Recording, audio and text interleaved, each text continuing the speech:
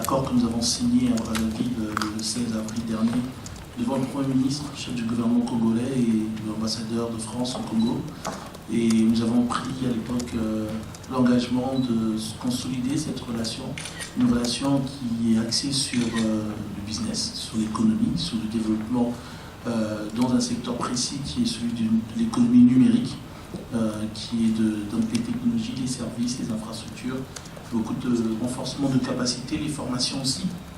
Et aujourd'hui, donc, nous sommes très heureux d'avoir un peu plus ou moins concrétisé nous mettons en place, nous concrétisons ce souhait de pouvoir collaborer à travers des projets communs, des projets peut-être dans le cadre du FASEB, des projets qui vont se nouer les uns les autres à travers les projets que nous avons au Congo. On a plusieurs besoins et nous savons qu'aujourd'hui on a besoin aussi de renforcer cette coopération, ce club. On a expliqué plus d'une fois que c'est un club d'affaires, pour faire des affaires, c'est la priorité. Et il y a quand même une dimension politique qui reste très attachée à la relation France-Congo au niveau particulièrement de nos liens historiques et aussi de la proximité que nous avons dans d'autres domaines de développement.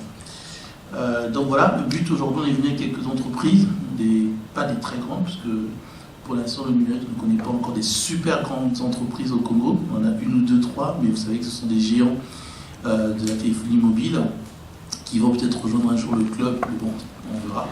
On a aussi en vue de voir aussi comment on peut être utile pour les partenariats à mettre en place, les partenariats d'affaires.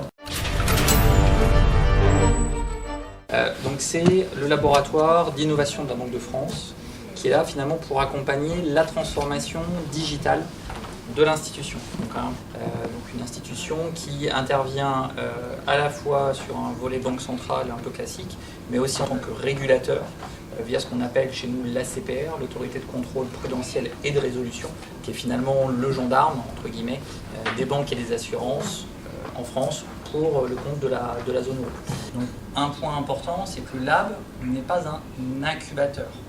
Pourquoi on n'est pas un incubateur? Parce que si on commençait à incuber des sociétés que potentiellement demain on serait amené à réguler, on se retrouverait dans une posture où finalement on est à la fois partie prenante et en même temps régulateur. En termes de déontologie, c'est un peu compliqué. Donc finalement notre positionnement aujourd'hui, il est bien de dire de quelle manière par nos activités on peut bien évidemment influencer sur les activités de la Banque de France, mais indirectement également sur ses contreparties, c'est-à-dire les personnes pour qui on va potentiellement assurer des missions ou avec qui on va naturellement travailler.